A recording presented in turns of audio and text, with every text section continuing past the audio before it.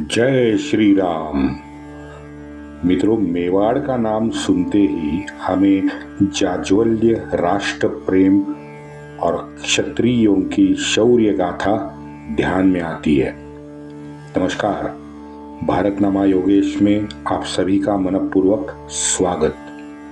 मित्रों, बाप्पा रावल, राणा सांगा, महाराणा प्रताप जैसे कट्टर सनातनी महाधुरंधर पराक्रमी योद्धा जिस धरती पे जन्मे हैं, उस पवित्र भूमि में एक और वीर ने भी जन्म लिया था जिसका नाम हमें कम सुनाई देता है, जिसने पारतंत्र में पड़ी मेवाड़ की पुण्य भूमि को मात्र 25 साल में पुनः स्वतंत्र किया।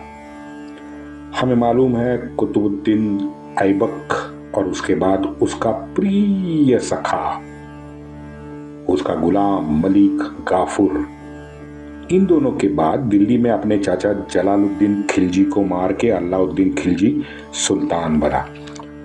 सन 1303 में अलाउद्दीन ने चित्तौड़ पे हमला किया। रतन सिंह की वीरता से रतन सिंह ने अपने खून के आखिरी बूंद तक अलाउद्दीन खिलजी का संघर्ष किया। युद्ध हारने के बाद माता पद्मिनी और स्वाभिमानी राजपूत महिलाओं ने वहीं जोहर भी किया। अपने सम्मान और अपने शील को उन्होंने बचाया। ये लड़ाई इतनी घनघोर थी कि राज्य के बहुत सारे हमारे क्षत्रिय वीर पुरुषों ने इस लड़ाई में अपना सर्वोच्च बलिदान दिया है। बाप्पा जी रावल के वंश से आए लक्ष्मण सिंह का पुत्र अजय सिंह और उसका एक नन्हा भतीजा था, नाम था हमीर सिंह जी। बाप्पा रावल के वंश में ये दो ही वंशज अलाउद्दीन के चित्तौड़गढ़ हमले के बाद मेवाड़ में बचे हुए थे। अजय सिंह के एक पुत्र भी थे, सज्जन सिंह, लेकिन वो महाराष्ट्र चले गए थे। उस 1303 के अशांत परिस्थिति के चलते अजय सिंह अपने भतीजे को लेकर कुंभलगढ़ के केलवारा में स्थायिक हुए। उसके बाद केलवारा से उन्होंने चित्तौड़ पे लगातार हमले शुरू किए। चित्तौड़ को पुनः मुक्त करने के लिए अजय सिंह जी ने गुरिल्ला वॉर शुरू किया। सन 1320 के आसपास अजय सिंह जी का देहांत हुआ तो युवा हमीर सिंह को मेवाड़ का राजा घोषित कर दिया। सर्वप्रथम हमीर सिंह जी ने उसी प्रदेश में एक लूटमार करने वाला डाकू था, नाम था मुंजा बालेचा। उस मुंजा बालेचा को मारकर हमीर सिंह ने अपनी स्थानिक जनता को उसके अत्याचार और लूटपाट से मुक्ति दिलाई। परिणाम सुखद रहा।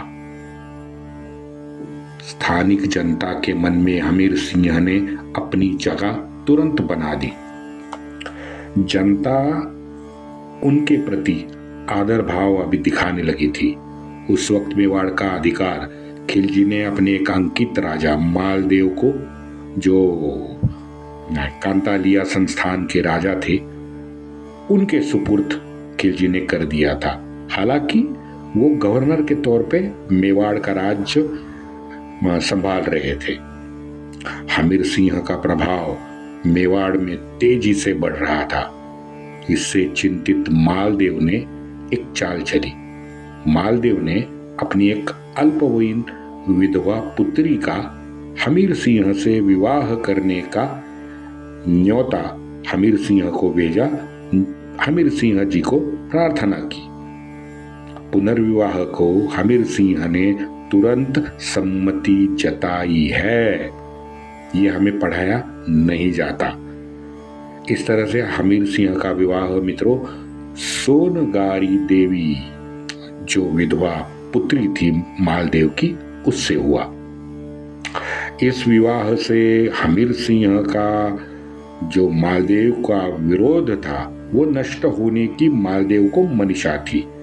लेकिन मालदेव को यहाँ झटका लगा जब 1326 में हमीर सिंह ने अपने ससुर को हरा के मेवाड़ के धरती को आक्रांता मुक्त कर दिया और वहां स्वराज्य की स्थापना की।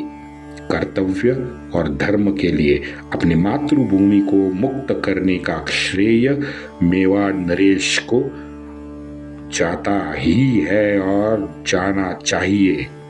पता नहीं हमारे इतिहास में जैसे हमीर सिंह जी का नाम ही गायब कर दिया है। हमीर सिंह ने अपने जीवनी में आगे एक और बड़ा कारनामा किया है, उसके बारे में भी जानेंगे, लेकिन अगले एपिसोड में। वंदे मातरम।